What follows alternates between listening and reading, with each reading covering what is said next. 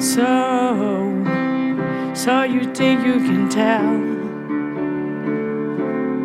heaven from hell, blue skies from pain. Can you tell a green field from a cold steel rail, a smile from a veil? Do you think you can tell? Did they get you to trade?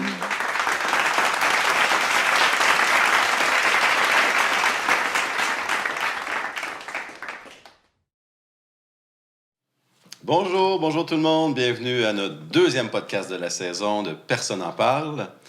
Bonjour Doc Morin. Bonjour Daniel. Bonjour à notre invité Alain. Bonjour Daniel. Bonjour Alain. Et bienvenue à tout le monde.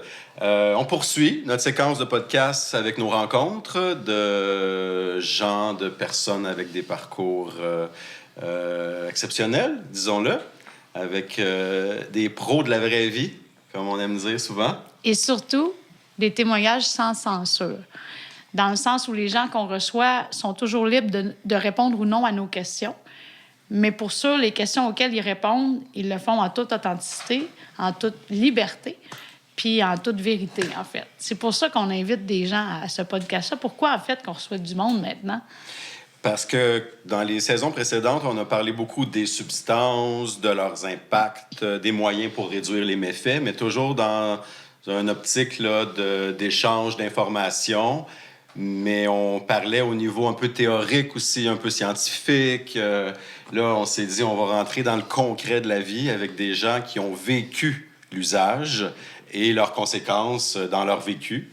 Donc, que leur expérience est liée, finalement, à notre sujet, à ce que Projet Caméléon fait depuis déjà, ça va faire 5 ans bientôt. Oui, depuis 2017. Donc, sensibiliser à l'usage de substances et à finalement donner des indices, des pistes pour réduire les méfaits à ceux qui consomment. Et réduire les préjugés. Ça, c'est vraiment une mission de base aussi de Projet Caméléon. Là, on veut diminuer la stigmatisation et les préjugés envers les personnes qui consomment, peu importe de quelle façon elles le font. Puis, évidemment, on veut, comme Daniel l'a dit, faire de la réduction des méfaits. Mais la réduction des méfaits, on peut faire ça au niveau des stigmas aussi, dans le sens où la semaine dernière, on a reçu une jeune dame qui a connu à peu près tout dans la vie, qui était bipolaire aussi. On a parlé en toute liberté avec elle. Aujourd'hui, on a choisi de recevoir une personne qui vit avec le VIH. Qu'est-ce que ça veut dire, Daniel, VIH? Oh! C'est quand même... C'est un virus, hein? On connaît ça, les virus? Ça, c'est une autre épidémie qui continue d'exercer son pouvoir, la pandémie de VIH. Donc, virus d'immunodéficience humaine. Exactement. Donc, virus d'immunodéficience humaine. C'est apparu au début des années 80. Ça existe encore. Selon moi, ça va peut-être toujours exister. On rêve de l'éradiquer, mais c'est pas si évident que ça. On rêve d'un vaccin aussi. On rêve d'un vaccin. Il y a des vaccins maintenant thérapeutiques là, pour traiter le VIH, mais on ne peut pas encore à ce jour en guérir, même s'il y a eu quelques cas dans la littérature, là, des cas très précis, très spécifiques, où il y a eu guérison, donc disparition du VIH. Mais qu'est-ce que c'est le sida, Daniel? Qu'est-ce que ça veut dire, SIDA? Oui, celui-là, ça, c'est un syndrome. Syndrome, donc c'est un regroupement... D'immunodéficience acquise, oui, c'est ça. Syndrome d'immunodéficience acquise. Donc, est-ce qu'on attrape le sida? Non. Non. C'est un syndrome. On attrape le virus, donc le VIH. Et si on ne fait rien, donc on n'a pas accès à des traitements, on peut développer le sida, qui est le syndrome d'immunodéficience acquise. Parce que j'entends des gens, moi, des fois, me dire « Oh, il a attrapé le sida. » On ne peut pas attraper le sida. Si on te découvre ton VIH au moment où tu as le sida, bien, c'est plate, ça va pas bien, tu peux en mourir. Mais il y a beaucoup de gens, puis Alain pourra nous corriger si on se trompe ou si on ne le dit pas de la bonne façon, mais au début de l'épidémie du VIH, il y avait énormément de décès. Il y a eu des milliers de décès, des jeunes, en particulier dans la communauté homosexuelle, dans la communauté gay. au départ, il y avait les héroïnomanes aussi, les personnes qui s'injectent, il y avait certaines communautés culturelles, et les hémophiles, les gens qui recevaient du sang. Les fameux H. Les 4 H, en fait. Donc, hémophiles, homosexuels, certaines communautés et les héroïnomanes. Maintenant, c'est drôle parce que Alain va nous en parler aussi. On peut faire des parallèles entre l'épidémie de VIH qu'il y a eu au début des années 80 et la pandémie qu'on est en train de vivre. Hein? Moi, je dis toujours à la blague que si les gouvernements avaient géré la pandémie de COVID de la même façon qu'ils ont géré... S'ils avaient géré le VIH de la même façon qu'ils ont géré la pandémie de COVID, on aurait peut-être tous disparu parce qu'on nous aurait empêchés d'avoir des relations sexuelles. On ne peut pas faire ça. Puis ça, c'est une autre notion qu'avant de laisser Alain commencer, avant de te poser des questions, les gens sont libres de s'exposer au virus. Le port du condom, c'est libre. Il y a des gens qui n'en mettent pas de condom. Là, on s'entend qu'il y a moins de VIH qu'avant, mais quand même, moi, ma génération à moi, j'ai 44 ans. Moi, j'ai appris à l'école qu'une relation sexuelle, c'était un homme, une femme et un condom. Ouais, ça peut être un homme, 2 hommes, ça peut être 2 femmes, mais il y avait toujours un condom dans le décor. Aujourd'hui, moi, j'en suis des ados dans ma clientèle, j'en ai autour de moi. Le condom, ils trouvent ça un peu ridicule. En fait, ils n'ont aucune idée c'est quoi le sida. Puis moi, comme médecin qui a commencé en 2003, 2004, j'ai jamais vu ça non plus, le sida. Donc, j'ai vu Philadelphia, comme tout le monde, le film. Mais j'ai peut-être vu un cas de sida dans ma carrière. Fait que le sida, le VIH, pour les jeunes d'aujourd'hui de moins de 30 ans, c'est presque folklorique pour certains, à un niveau. Fait que, bienvenue, Alain. Merci. Je vais laisser Daniel commencer la discussion, parce que je parle beaucoup. Mais peut-être, Alain, tu as accepté de venir nous voir. Fait qu'aujourd'hui, t'es Montréalais, t'habites à Montréal. Oui. Oui. Oui. OK. J'habite à Montréal depuis 8 ans présentement. OK. Oui. Puis t'étais où avant? L'Outaouais, une petite ville appelée Buckingham. OK. J'ai eu, au Palais? Pas le palais, non, pas le palais de Buckingham, mais une très jolie ville, Buckingham, vous avez la chance d'y aller. Une des très rares villes au Québec qui est autant francophone qu'anglophone, avec des très beaux édifices, des très belles maisons victoriennes. Et j'ai habité là. J'ai eu une maison, un duplex, pendant plus de 20 ans que j'ai habité là. C'est ta ville natale ou tu t'es installé là? Ma ville natale, c'est La Chute. Et mes parents ont quitté La Chute parce que, bon, il manquait de travail pour se rendre à Gatineau. Mon enfance, je l'ai passée à Gatineau. Buckingham, mais bon, est un secteur de Gatineau, mais quand j'ai acheté ma maison, c'était vraiment distinct de la grande ville de Gatineau. Il y avait leur ville. Et c'est ça, je viens de cette région-là, d'Outaouais. Donc, tu es en train de nous dire qu'il y a du VIH en dehors de Montréal? Ah oui! En région? Il y a un village gay à Ottawa, sur la rue Bank. Et il y a des organismes à Ottawa, le comité SIDA Ottawa qui existe à Ottawa, et le bureau régional d'action SIDA à Gatineau. Bon, c'est important de le rappeler parce qu'il y a beaucoup de gens qui pensent que le VIH, il y en a qui pensent que c'est une maladie africaine, donc il y en a juste en Afrique. Non, puis il y en a d'autres qui pensent que c'est une maladie urbaine. Ouais, non plus. C'est ça. Toi, t'as pas attrapé ça en Afrique, t'as pas attrapé ça à Montréal. Non, j'ai contracté ça par des relations sexuelles non protégées.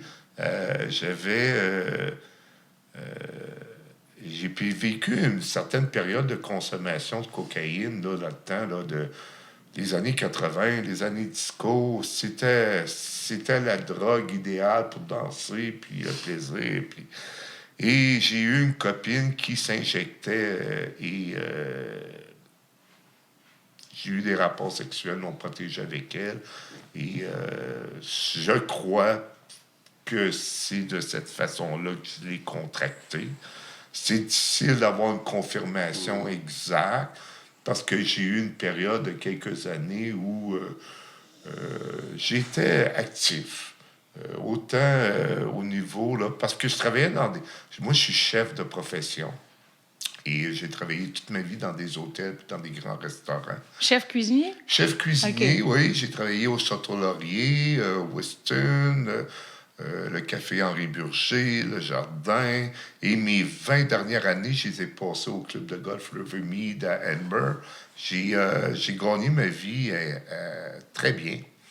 Mais c'est sûr, dans la vingtaine, quand tu travailles dans un hôtel, puis tu travailles les chiffres de soir, après le quart de travail, c'est les sorties jusqu'à 3 heures du matin, les rencontres, puis j'étais pas prudent, là. Puis il faut se rappeler, au début des années 80, le VIH, c'était pas encore connu, là. On avait, là, ça commençait à en parler. Donc, le condom, personne ne portait de condom. Non. Mais est-ce que non. les hétéros... On demandait aux filles s'ils prenaient la pilule. Ouais. C'est ça, là, le trip. Là. Nous autres, on faisait ça. Moi, en tout cas, ma T'avais première plus question, tu prends la pilule? Tu sais, C'est ça. Tu avais plus peur d'un bébé que du VIH. Oui. Tu pensais bien plus à ça qu'au VIH. Moi, c'était une massue quand je l'ai su que j'étais séropositif, que j'avais le VIH. J'avais 24 ans quand je l'ai su. Comment tu l'as su? Puis est-ce que tu étais malade? Non, j'étais absolument pas malade. J'ai jamais eu de symptômes. J'ai eu cette grâce-là. J'ai eu des effets secondaires vis-à-vis de la médication, mais pas de symptômes précis au niveau du VIH. Et je l'ai su par la poste. Par la poste? Par la poste. À l'époque, là, on parle de 1986. Ça fait 1 an que je suis marié. J'ai construit une maison et je veux des assurances-vie pour protéger là, mes acquis, puis au cas qu'arrive quelque chose.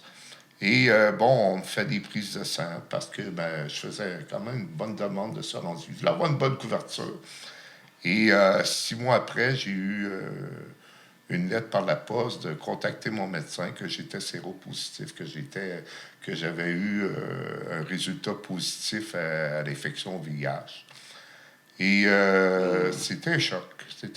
Comment t'as dit ça à ta blonde? Ah, ça, c'était bien difficile. Premièrement, ça, c'était le cauchemar de mes 2 premières années séropositif. D'aviser, parce que c'était plus ma blonde, c'était mon épouse. On était mariés. Et 2, qu'est-ce que je fais? Est-ce qu'elle va me laisser? Est-ce qu'elle va vouloir continuer à m'aimer? Et comment je vais l'aimer? Puis comment je vais la protéger? Puis comment je vais m'assurer qu'elle ne sera pas contaminée? Ça, c'était Mais ça devait être ta C'était crainte. bien plus ma crainte, ma préoccupation vis-à-vis son état de santé que mon état de santé. Mais entre le moment, excuse-moi, je trouve ça fascinant ce que tu expliques là, je trouve ça terrible que tu aies appris ça dans une lettre par la poste, parce que c'est déjà difficile de l'apprendre d'un médecin. Mais entre le moment où tu as lu ta lettre qui disait vous êtes séropositif et le moment où tu l'as dit à ton épouse, là, tu n'as pas dû y toucher. Ah, ben non. Puis Mais elle devait se poser des questions. ça a été rapide, là. J'ai pas éternisé la situation. J'ai contacté mon médecin, j'ai rencontré mon médecin, qui m'a référé à un médecin qui traite le cancer. Oncologue. Oncologue. OK. Parce qu'à l'époque, dans l'Outaouais, on n'avait pas de médecin qui traitait le VIH. Alors, c'était délégué à ces médecins-là. Alors, au début, on disait que c'était le cancer des gays. ben oui, mais au début, on me traitait comme une personne qui avait le cancer. Et c'est sûr que j'ai avisé mon épouse aussitôt que j'ai eu plus de renseignements au niveau de mon médecin. Et puis, on a été plusieurs mois sans avoir de rapport sexuel. Ça, c'est sûr et certain. Puis, il y a eu le choc aussi, là. Pas oublier, j'avais 24 ans, là. 24 ans, puis avec tout ce qu'on savait déjà, que les gens décédaient là, rapidement, ça m'a mis dans une position d'urgence, là, où... c'était nos premières années, moi puis Joanne. Là, ça faisait 1 an qu'on était mariés. T'as-tu eu peur de mourir de ça? Absolument. J'ai vécu dans la peur pendant au moins 10 ans, jusqu'à temps qu'on trouve là, les médicaments, les premiers médicaments de trithérapie. Ben justement. Mais juste avant de parler de ça, donc, ta conjointe, ton épouse de ce moment-là, elle l'a pas attrapé. Non, on a tout fait pour que... Mais avant de savoir... Donc, ça veut dire qu'il y a eu une période où... Elle aurait pu être ça aurait pu contaminée. arriver. Absolument. C'est pas arrivé. Non, c'est pas arrivé. Puis ça se peut, ça. Ouais. On appelle ça des couples sérodiscordants. Oui. Ça existe. Ça existait même avant. C'est pas une transmission automatique. Non, mais ça, j'ai appris ça aussi avec le temps.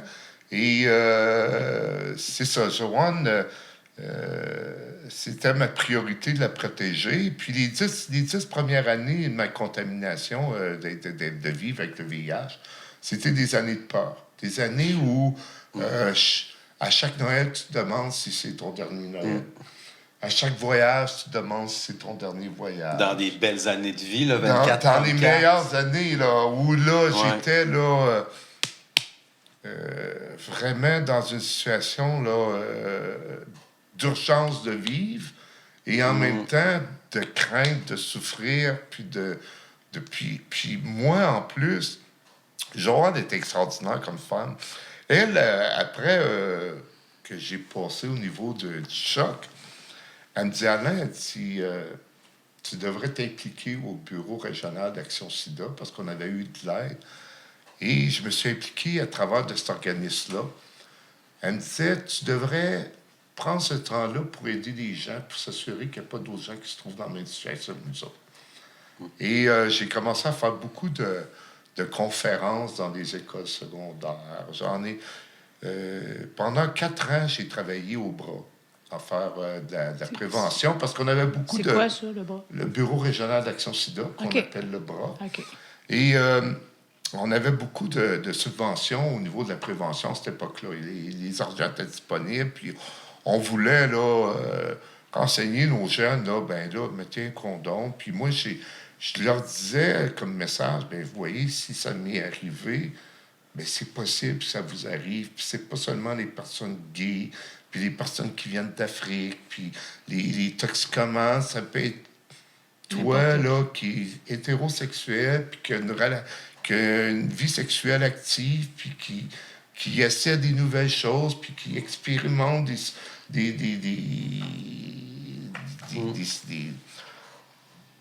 un vécu sexuel, puis ça peut arriver. Alors, j'ai fait ça. Mais après 4 ans, j'ai cessé. Parce que là, ça affectait ma vie personnelle. Parce qu'à un moment donné, il faut décrocher. Hein. C'est comme quand on vit 2 ans en pandémie de la COVID, il faut décrocher. En fait, moi, il fallait que je décroche. Ça, c'est que tu n'es pas le virus. Non. Tu es Alain, porteur de virus, mais il y a beaucoup ça. de gens qui ont l'impression de devenir la maladie. Oui. Et c'est là que j'étais rendu. Là, j'étais rendu que mon travail puis le virus me définissait. Oui. Et là, j'avais perdu... je devenais dépressif. Là. Ça m'affectait dans ma vie de tous les jours.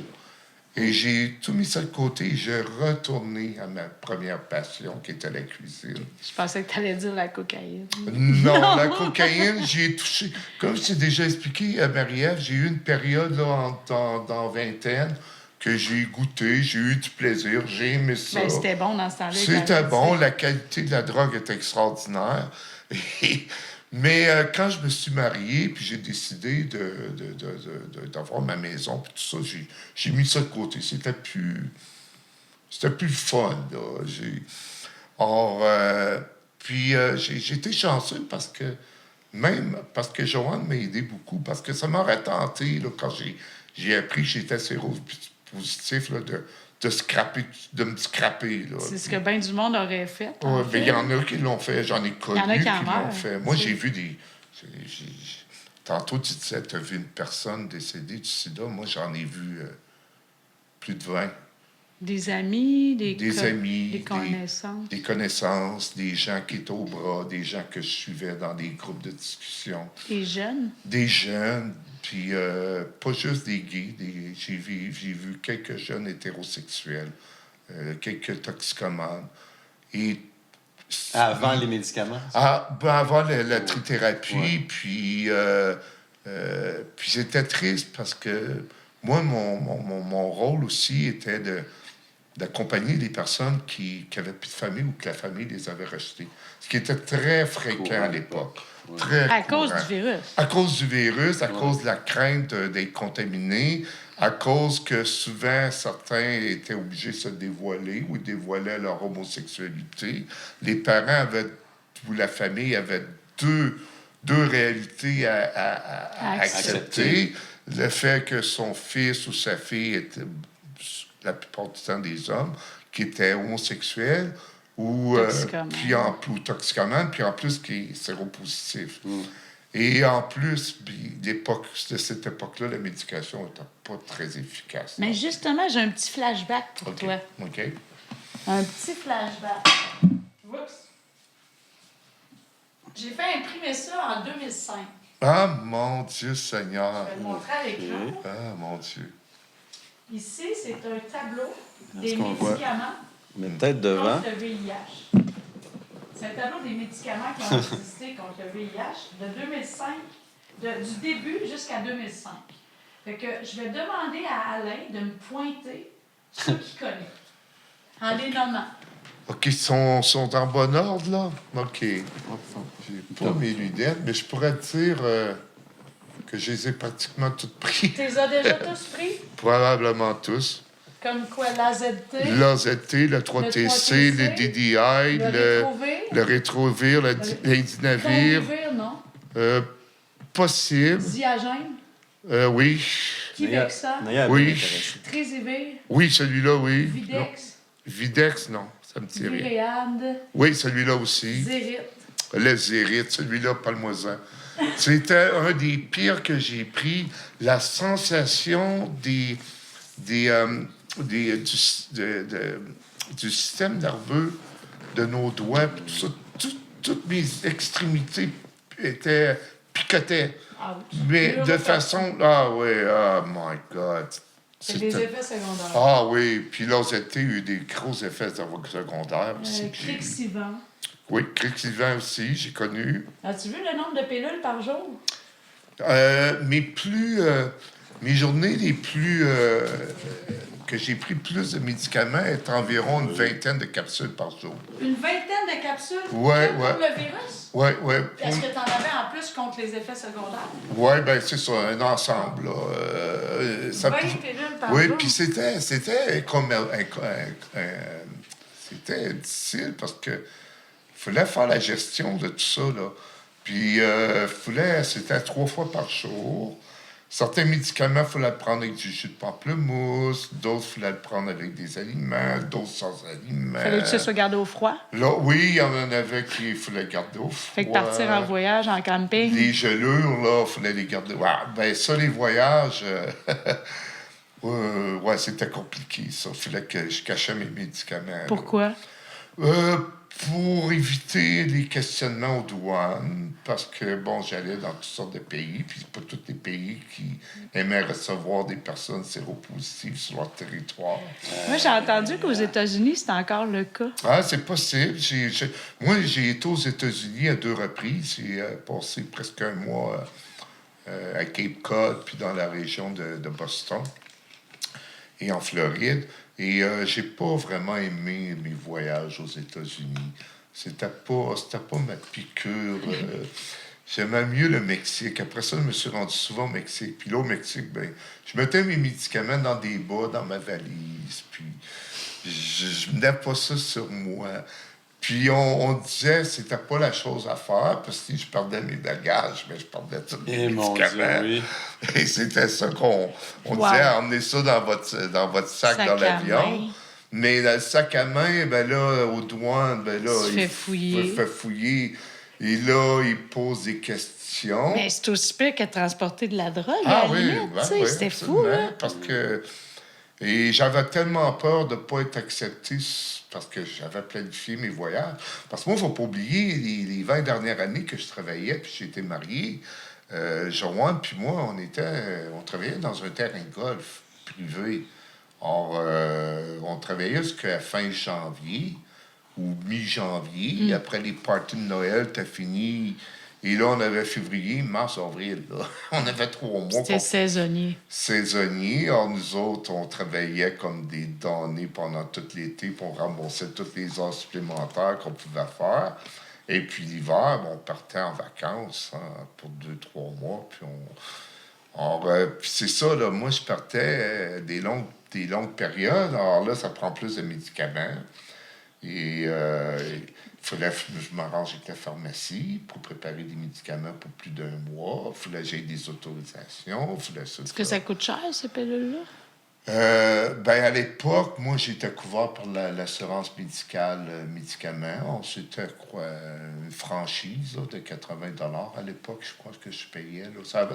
Ça commençait à 50 au début, ça montait jusqu'à 80, là, puis ça continue à monter. Là. Okay. C'est toujours des médicaments qui ont été couverts par... Oui. Il n'y a jamais eu de... Non, tout ça. J'ai toujours eu la chance d'avoir... Puis c'était dispendieux, puis encore aujourd'hui, ça l'est dispendieux. Et je pense que c'était aussi cette gratitude-là que j'avais du système de santé de continuer à m'aider à survivre sans l'aide de tous les Québécois qui payent leurs assurances. Tout le monde serait mort. Ben, c'est ça. Tout le monde en serait mort. J'aurais jamais été capable de me payer des traitements qui sont de 2 à 3 000 par mois, là. Même encore aujourd'hui, je roule environ vers 2 000 par mois là, avec toute ma médication. À vie. À vie, là, ça fait des... Moi, ça fait... Sa vie, ça fait... c'est ça, 34 ans, je suis séropositif.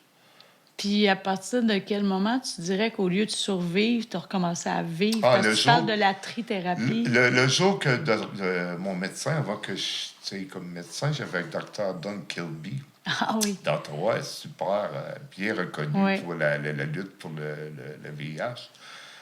Le jour qu'il me dit aujourd'hui, Alain, j'ai une bonne nouvelle. Il dit tu vas vivre jusqu'à ta retraite. Je dis quoi?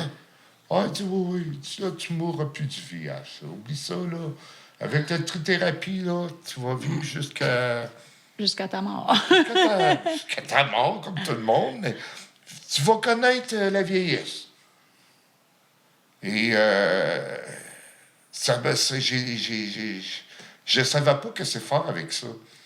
Parce que ça faisait des années que je m'avais programmé une mort soudaine, puis une mort jeune, puis que je n'étais pas quitté, puis que je n'étais pas mourir de sida peut-être l'année prochaine ou à un moment donné. Puis c'était devenu là, dans une résilience de ma part. Puis là, on me dit, non, ça, c'est plus d'actualité, ça. Là, tu vas vivre longtemps. Te rappelles-tu dans quelle année? Oui, c'est 97, 98 environ. Je pense que c'est arrivé en 95. Oui, les premiers. Mais ça s'est répandu. Mais avant vraiment d'avoir une certitude, là, au début, on savait que la trithérapie, on comprenait que combiner plusieurs médicaments avait plus de certaines molécules qu'on avait découvertes qui s'attaquaient aux protéines du virus, comme les protéines du virus de la COVID. Il y a bien des ressemblances. Oui, c'est deux virus. Alors, là, à ce moment-là,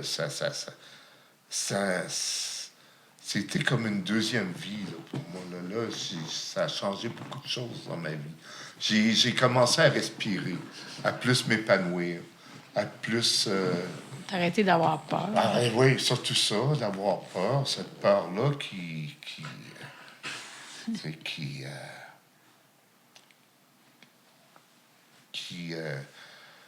nous envahit à chaque jour. À chaque jour, moi, je me souviens, une période, à chaque jour, je me levais, puis je vérifiais mes ganglions, voir s'ils n'étaient pas enflés, puis je vérifiais ma langue, puis je vérifiais mon corps, puis si j'avais pas eu des taches de Carposa. Mais qu'est-ce qui explique que quelqu'un va vivre 10 ans, 12 ans avec le VIH sans prendre de médicaments, puis il ne développera pas de symptômes, puis ça t'a permis de te rendre jusqu'aux médicaments, puis que quelqu'un d'autre qui l'a rattrapé en même temps, lui, il ne s'est pas rendu à la trithérapie. Est-ce que y a-tu comme une démarche d'immunité ou c'est ton système? Je pense pas qu'il y a d'explication précise. Non, hein? Moi, ça me fascine, ça. Il n'y en a pas vraiment, en fait. Il y en a pas, Il n'y a au pas de fond. justice tant que ça. Le Au médecin niveau, peut- au niveau moi- immunitaire, regarde pour le COVID. Ouais. C'est pas tout le monde qui réagit pareil au même virus. Hein? Il y en a qui en meurent, il y en a qui sont juste un peu malades, il y en a qui ont une grippe d'homme. C'est ça. C'est ça. Ben, le VIH va attaquer les gens dans leur immunité, puis chaque système immunitaire est différent, Différent. spécifique, particulier. Ouais. On sait qu'il y a des choses qui peuvent aggraver. Tu sais, comme dans le cas du VIH, le cristalmètre, la méthamphétamine, entre autres, va accélérer la diminution des CD4. On va expliquer c'est quoi des CD4. Puis, il y a de l'alcool. En tout cas, il y a de l'alcool. Moi, j'ai déjà vu un patient que quand il a arrêté de boire, ses CD4 ont jumpé de 100 en 6 ouais. mois. Là. Ouais, ouais. Fait que les Puis c'était habitudes de de l'alcool, vie les peuvent habitudes avoir de un vie, impact. peut-être. J'avais des bonnes habitudes de vie. Bon, j'avais une vie stable amoureuse, j'avais un logement, j'avais une maison, j'avais un emploi stable, je prenais soin, m'assurais de prendre mes médications religieusement. Parce que tu en prenais quand même des médicaments, bien plus, c'est ça, avant la trithérapie. Ouais. Il y avait quand même des médicaments Tous ces avant la cocktails. trithérapie. Oui, il y en tous ces avait. cocktails-là. Les 3ZT, 3TC, ça, C'était- c'était la trithérapie. Non, 95? C'est Non, avant. c'est avant. C'est avant. OK. Avant. Moi, je suis vraiment de l'époque là, du début. Là. Des DI, des LZT, 4T. DDI, 3TC, Des 4T. des 4T. Crixivant. Crixivant, c'était un des Diagène. premiers. Indinavir, Itronavir. Dagunavir. Alors, je suis Ouais. vraiment de la première... Génération. Ben, t'es dans les survivants. Parce que quelqu'un qui attrape le VIH aujourd'hui, c'est aussi dramatique, c'est aussi plate, c'est aussi difficile à annoncer comme médecin. Mais my God, que c'est pas les mêmes conditions. là. Ah non. Parce qu'il y a des effets secondaires quand même aux médicaments. Plus aujourd'hui. Plus aujourd'hui, non? Puis maintenant. Je prends un comprimé par jour. Un comprimé Un par jour. comprimé. Ouais, un comprimé au coucher. Et je pense que Marie-Ève, elle est témoin. Mon système immunitaire, il A1. fonctionne très bien. J'ai aucun symptôme.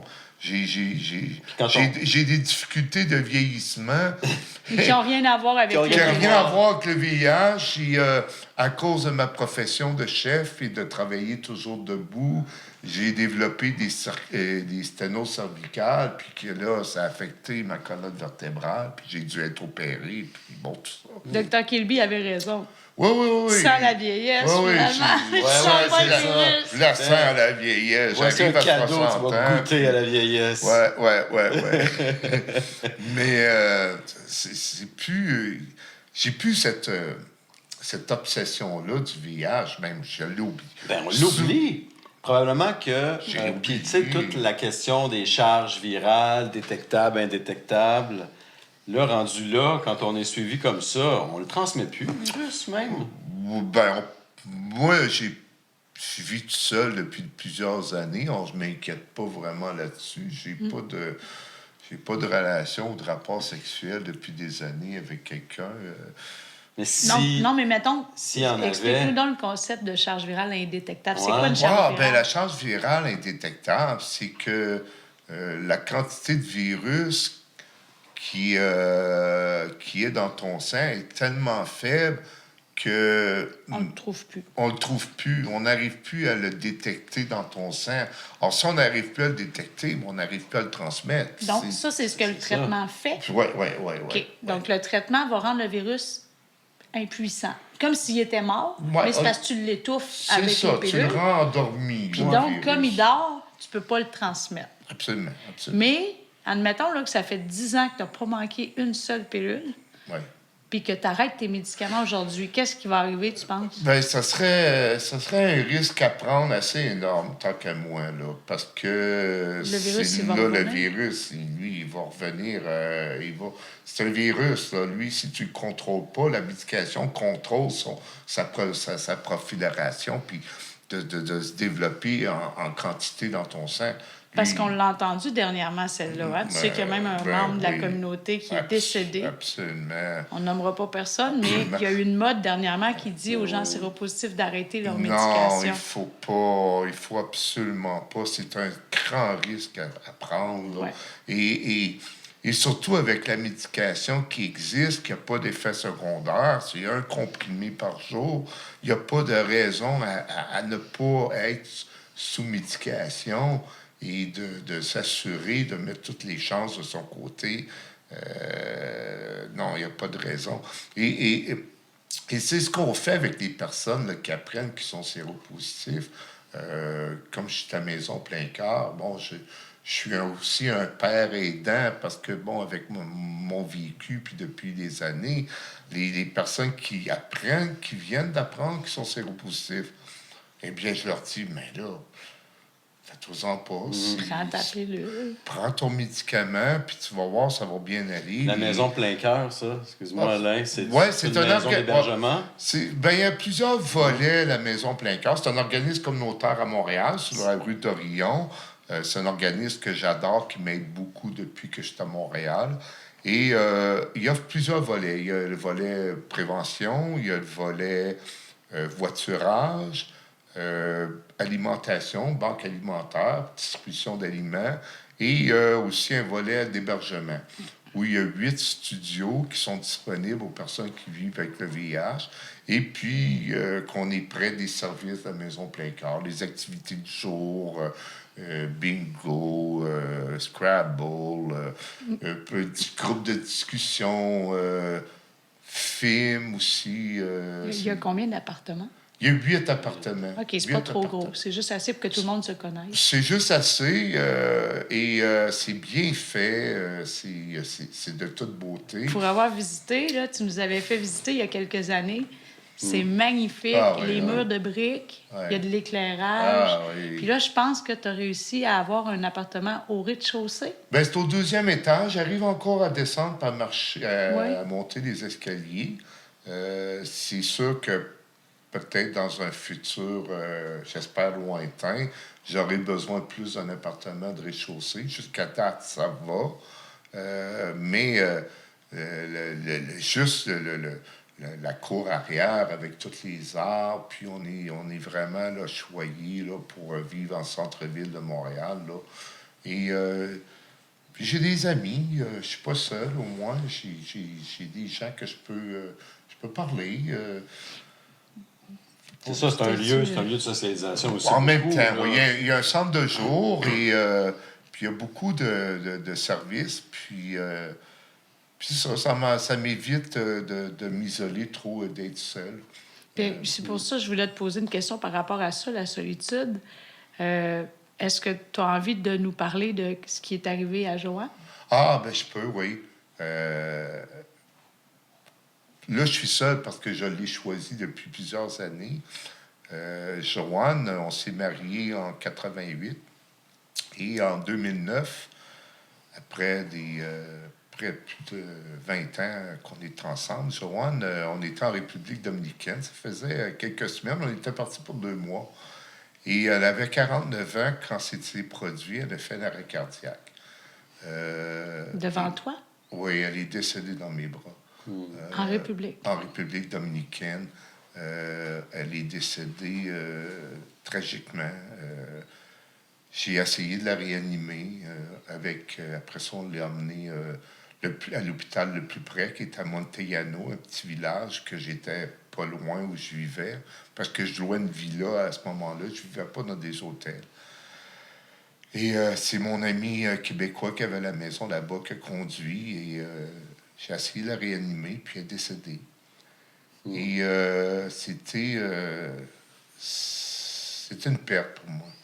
Parce que Joanne, elle était mon phare, elle était celle qui a jamais arrêté de m'aimer, même si j'étais séropositif, qu'elle n'a jamais baissé les bras, qui m'a toujours encouragé à me battre, puis à prendre mes médicaments, puis à avoir de l'espoir dans ma vie, qui m'a poussé à continuer ma carrière que j'aimais, à continuer à faire ce que j'aimais. Et quand elle est décédée, c'était pire qu'apprendre que j'avais le VIH. C'était ça que je voulais te demander. Ouais, c'était pire. Ça, quand j'ai appris que j'étais séropositif, mais la mort de Joanne de cette façon-là, dans un autre pays, j'étais seul là-bas. Une chance que j'avais Alain et puis son épouse républicaine, Kenya, qui m'ont aidé. Est-ce que tu veux nous les montrer? Oui, je vais si on parle de On Joanne. avait une belle photo. Ah! Celle-là. Ben voilà, je vous présente. Elle est très belle, hein, Joanne? Oui, Elle est magnifique. C'était une très belle femme. C'est la belle blonde à droite? Oui, physiquement et surtout le cœur, le grand cœur de cette femme-là. Et Mais moi, j'ai une question. Ouais. Je trouve ça très touchant, ce que tu nous racontes. Puis je pense qu'un deuil, c'est une des pires épreuves dans une vie. Mais il y a toutes sortes de deuils. Il y a le deuil d'une santé, il y a le deuil d'un conjoint, il y a le deuil d'un travail, le deuil d'un enfant.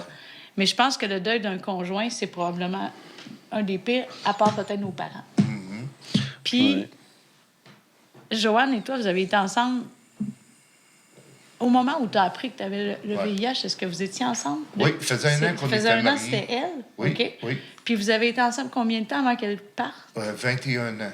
Donc, Joanne a vécu avec toi toutes les années de peur du sida, Oui. puis de pas de pilule efficace, puis tout ça. Absolument. Puis- Puis elle, qu'elle se mettait à risque, puis qu'elle savait qu'en vivant avec moi, qu'il y avait un risque, qu'elle aussi pouvait être contaminée. Oui, mais je veux quand même que tu rassures les gens là, que vous pouviez manger dans les mêmes Ah assiettes, oui, puis oui, vous oui, pouviez oui, vous oui, embrasser, oui. puis c'est ça que Oui, j'aimerais oui, que le t'expliques aux gens risque, aussi, ben, par le rapport au risque VIH. était plus au niveau des relations sexuelles. Je portais un condom, mais OK. un condom... Ça peut péter. C'est pas infaillible. Et elle avait, bon... Elle avait accepté ce risque-là. Et même, c'est moi qui m'en faisais beaucoup plus qu'elle, elle s'en faisait. Probablement. Souvent, là, c'était moi qui étais beaucoup plus inquiet qu'elle. Puis- Les premières années, elle était plutôt celle qui me motivait à faire mes choses, à aller de l'avant. On va continuer à voyager. Ça ne nous empêchera pas d'avoir une maison. Puis T'as bon, jamais on peut senti, pas avoir d'enfants, mais on va avoir des chiens, on va avoir des animaux. J'avais un jardin, j'avais mon bateau pour aller pêcher, j'avais ma shop, j'avais un atelier d'ébénisterie parce que c'était ça ma passion. Je faisais des meubles le soir après mon travail. On partait des mois à l'étranger. J'avais une vie rêvée qu'un homme ne pouvait pas rêver de plus. Et du jour au lendemain, quand elle est partie, c'était toute ma vie qui s'effondrait, là. Parce que pour moi, vivre seul, sans elle, c'était difficile. Puis est-ce que... Aujourd'hui, je suis sûre que tu la sens quand même. Ah, Tu tous la les sens jours. quand même avec toi. Ben, là. tu sais, quand elle est décédée, j'ai été un an vraiment dépressif. Puis là, j'ai commencé à consommer des drogues dures. Comme Le crack puis la cocaïne. le crack. Oui, ben moi, les 2 années qui ont suivi la mort de Joanne, je pense que j'ai été une douzaine de fois en République dominicaine. Je faisais des allers-retours, là, moi, République dominicaine, Ottawa, Sosua. Sosua souvent. Sosua, il y avait bien de la Sosua, coke, là. Et j'y allais pour la consommation. Ben oui. Et mon dernier voyage, j'ai été plus de presque 6 mois là-bas. Et là, il fallait que je quitte la République dominicaine. Là. Quand tu sais, quand les policiers t'arrêtent sur la plage, quand tu vas aller chercher du stock en pleine nuit, puis qu'ils te disent Ils savent ton là, nom. là, il faut que tu retournes chez vous, puis là, il faut que tu tournes pas juste chez vous là, mais chez vous au Canada. Parce qu'on a un dossier. Là. Ils t'ont mis en garde. Ah ils oui, t'ont oui, pas oui. arrêté. Non, t'es vraiment sympathique. Mais ils connaissaient mon histoire avec Joanne. Joanne est morte en République. Ça faisait 4 ans qu'on allait en République pendant des mois. On vivait... on allait toujours au même village, à Montellano. On achetait nos fruits, nos légumes. On faisait tout là, au local. On était avec les locaux, avec les gens de la place. Tout le monde vous connaissait. Les gens nous connaissaient tellement que quand elle est décédée, le petit hôpital de Montellano, où on allait souvent, pendant toute la journée, j'attendais en arrière dans la petite morgue. On avait emmené le corps de Joanne là, puis on attendait le coroner, les policiers, parce qu'on voulait savoir si c'était une mort suspecte. Et vers la fin de l'après-midi, le village s'était tout rassemblé à l'hôpital pour venir nous voir. Il y avait même, je me souviens encore, et il y avait une chamane, parce que là-bas, il y a une communauté haïtienne à Montellano qu'on connaissait beaucoup. Et le vaudou, c'est très... c'est fait partie de leur culture, Vous avez de leur La magie religion. noire aussi. Ouais, puis eux autres, mais la chamane, elle voulait venir enlever les mauvais esprits, puis de protéger la lampe de Joanne, puis tout ça.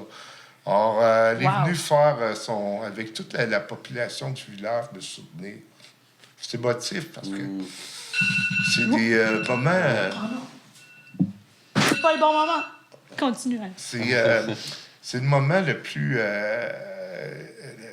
un moment fort de ce moment, de cette vie-là. Et bon, j'ai retourné en République pendant des années pour la consommation. Puis pour trouver les premiers voyages, je cherchais l'âme de Joanne.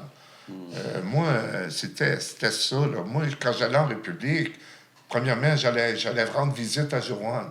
Ouais. J'allais pas juste consommer, j'allais y rendre visite. Ouais. J'achetais des fleurs, puis j'allais à la morgue pour installer des fleurs, là, parce que c'était là qu'elle est morte. Tu sais, alors, c'était débile un peu, c'était pas simple. Là. C'est pas débile. Moi, je trouve que c'était Ben, de cultiver son deuil à sa façon. Puis je pense que tout le monde le fait à sa façon. Ouais, Puis c'est mais moi, pas je l'ai entretenu d'une manière pendant des années que ça en est un peu devenu malsaine. malsain. Un peu Puis malsaine. c'est au ouais. moment où tu as rencontré les policiers, cette fois-là. que- Ah, oui, oui, Ça a là. été un Ben là, défi. il y a Ouais, le. tu dis, ouais, ben, OK, là, faut... ben, je l'offre le quitte, là. Mais ça m'a pas vraiment.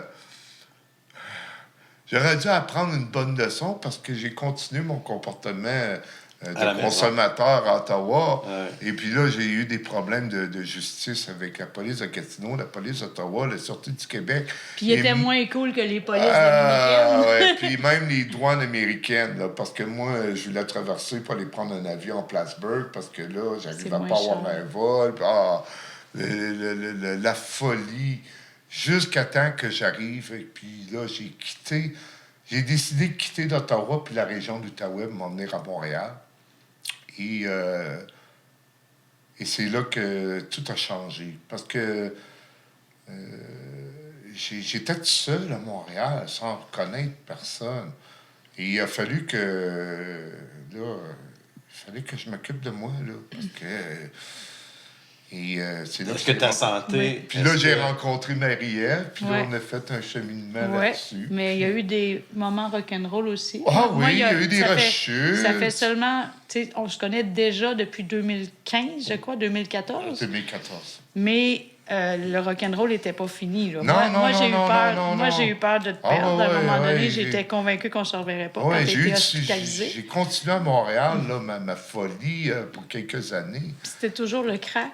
Oui, toujours. La consommation, le crack, moi, ça venait là, d'enlever toute ma souffrance. On a eu un invité la semaine dernière qui nous a dit à peu près la même chose par rapport au crack. Ouais. Que c'était un high très bref, mais tellement intense que tu oublies tout le reste. Tu oublies toute ta souffrance. Puis la première chose que tu veux, c'est d'en avoir une autre. Un autre, un autre, un autre, un autre. Combien tu penses que tu as investi d'argent dans le crack? Ben, j'ai pas trop. Ça, c'est... Je pense qu'il y aurait un regret, c'est l'argent que j'ai perdu. OK. Parce qu'aujourd'hui, ou pendant plusieurs années que je suis sobre, là, ça fait plus de 5 ans Ouais. que je suis sobre. Aujourd'hui, je pourrais plus profiter de cet argent-là que j'ai gaspillé. OK. J'évalue environ à pas loin de 175 000. Puis tout le temps que tu as consommé, puis on va faire une belle conclusion sur une Oui. note positive, Oui. le présent. Oui. Mais tout le temps que tu as consommé, tu n'as jamais arrêté de prendre ton traitement pour le Non, HIV. jamais. Ça, je pense Ouais. que s'il y a un message à retenir Ouais. de ton Ouais. parcours, Ouais. Il faut pas arrêter Moi, ça. c'est la question que je Comme- voulais poser, mais tout ça va avoir de l'impact sur justement les CD4, les CD8, le système immunitaire Pas a son baissé système- pendant ces années-là, pas même son pas. système immunitaire parce qu'il a continué sa Apprendre. médication. Tout est- c'est ça. je sais Mais il a pas failli pourquoi. mourir de d'autres choses. Ouais. Mais Ouais, c'était mais- pas ouais. en lien avec le sida. Non, mais je voulais pas Fait mourir que- du sida. Non, ben Hein? non, c'est Non. mort, ça doit être une mort Non, atroce et moi, souffrante. là. Ouais. Mais on veut pas mourir quand. On veut pas souffrir, en fait, je pense. Ouais, Mourir, ouais. je pense qu'on est tous Ouais. acceptés que c'est la seule justice Là, ça dans fait le monde. longtemps que j'ai compris. J'ai accepté la mort. dans Oui, ma parce que vie. tu as vécu avec la Ouais. mort, en fait. Tu as flirté avec la mort pendant 10 ans, Ouais. avec l'idée de mourir du jour au lendemain. En fait, tu as vécu un peu avec un cancer immunitaire, parce qu'on disait que c'était un cancer immunitaire. À ce moment-là, c'est un virus qui émet un cancer immunitaire, en fait, qui fait baisser les globules blancs et les CD4. Les CD4, en passant, on n'en a pas parlé, mais c'est les soldats dans le système immunitaire. C'est le paramètre qu'on regarde pour le VIH, en fait, les CD4. Fait que plus ils sont hauts, plus on est content. Puis moi, j'ai beaucoup de patients comme Alain qui ont des CD4 dans les taux de normalité, comme quelqu'un qui n'a pas le VIH. Fait que je sais pas qu'est-ce que tu retiens le plus. Il y a tellement de choses intéressantes dans le message d'Alain. Juste, tu sais, Joanne, son héritage est grand, puis on l'a avec nous après-midi, là. Tu sais, comment elle a été avec toi. C'est comme ça elle avait condensé les années qui restaient. Encore elle est toujours là. Oui, elle est toujours avant toi. Puis c'est assez ironique. C'est assez ironique que vous ayez vécu avec presque la mort puis qu'elle soit partie avant. Tu sais, c'est complètement ironique. Puis everything happens for a reason. On ne sait pas toujours pourquoi. Mais c'est grâce à elle que tu es ici aujourd'hui, je pense. C'est grâce à elle. Puis moi, je veux te remercier beaucoup, Alain, parce que tu as brisé plein de préjugés après-midi. T'es pas gay. T'es pas un junkie. Non. T'es pas toute tatouée. Comme toi. Aucun tatouage. Non, t'as pas de tatouage. T'as jamais été en prison. Moi non plus, j'en ai pas. Non. T'as jamais été en prison. Non, pas de prison non plus. T'es pas une communauté ou une minorité visible non plus. T'es un homme hétérosexuel de je sais plus quel âge, on va dire 55. 59, malheureusement. J'arrive à 60 ans bientôt. Et tu vis avec le VIH très bien aujourd'hui. Depuis plus de 30 ans. Depuis plus de 30 ans. Puis t'arrives à oublier, c'est ça? Oui. Sachant qu'aujourd'hui, il existe la PrEP, pour les gens qui ne veulent pas attraper le VIH. Sachant qu'il existe la prophylaxie post-exposition pour quelqu'un, par exemple, un condom qui pète avec une personne séropositive non traitée. On peut prendre un traitement en urgence.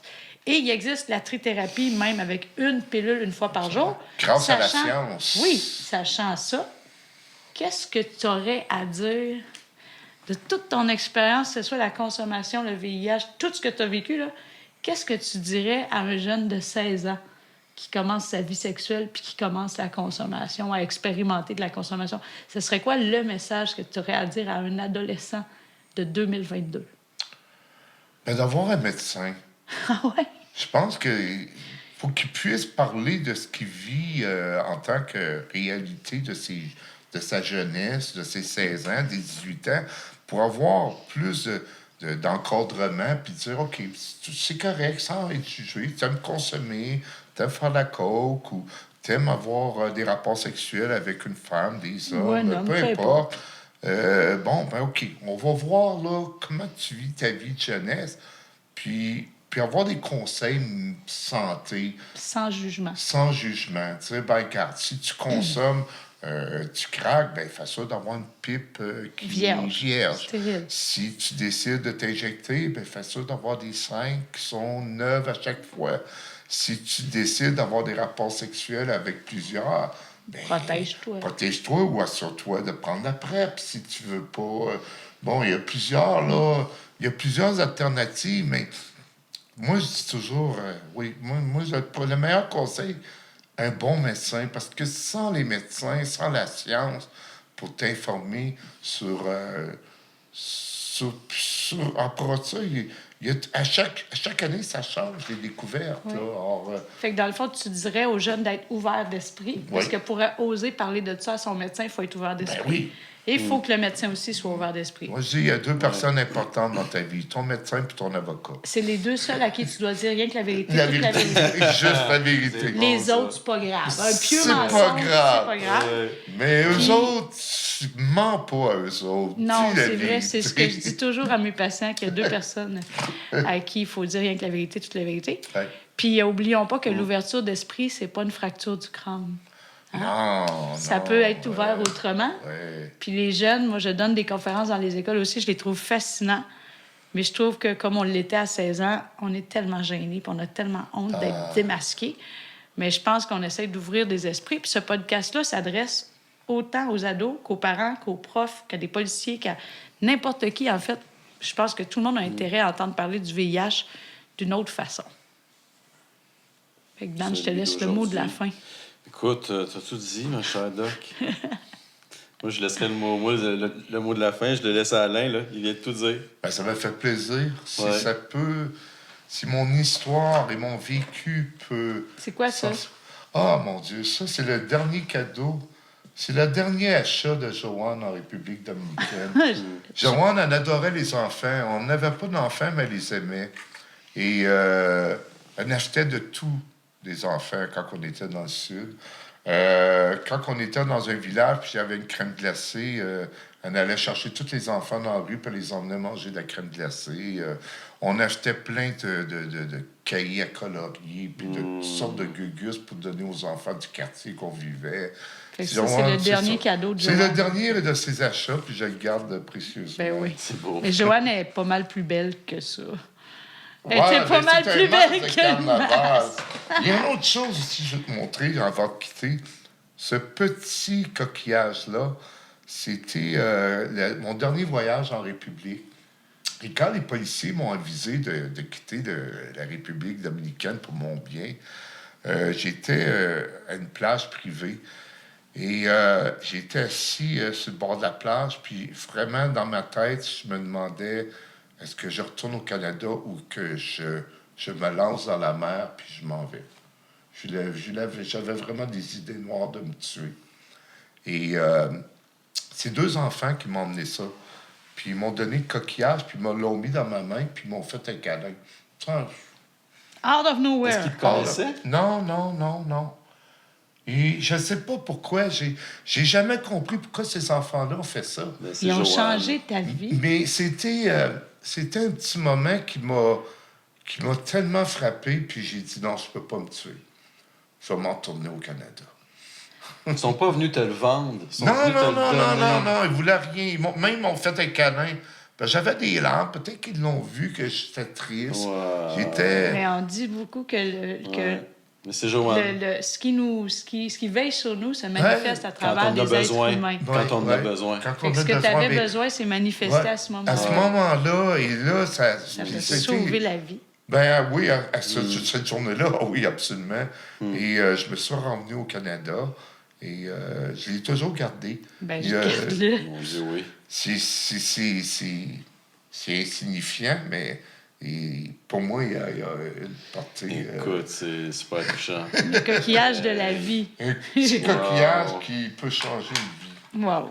Ouais. Ben merci, Alain. Moi, je Merci, t'applaudis. Alain. Mais-en. Merci beaucoup. Merci. Aussi, Merci, je vais Naya. m'applaudir. Alors, la présence. semaine prochaine, on aura un autre invité exceptionnel.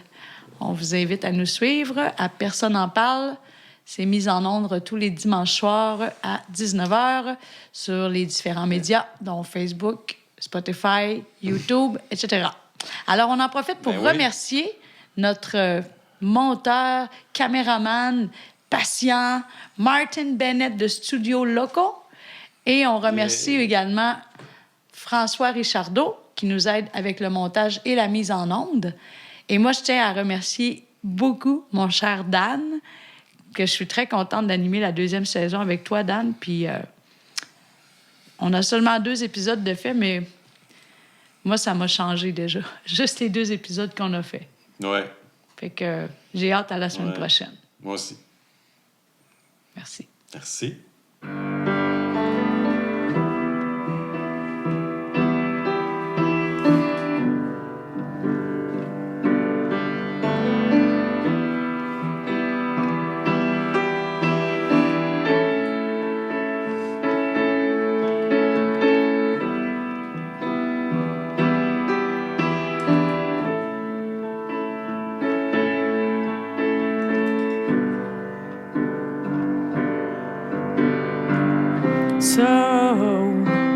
So you think you can tell heaven from hell, blue skies from rain?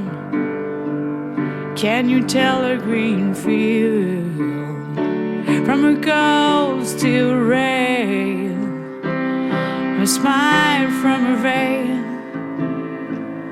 Do you think you can tell? Did they get you to trade your heroes for ghosts, hot ashes for trees, hot air from a cool breeze, cold comfort for change? Did you exchange change. A walk-on part in the war for a lead role in a cage.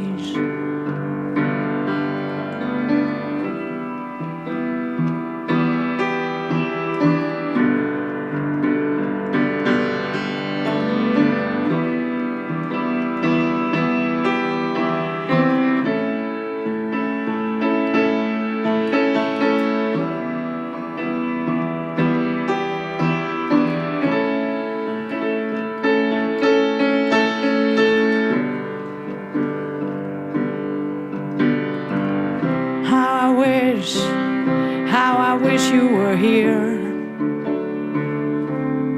We're just two lost souls swimming in a fishbowl, year after year,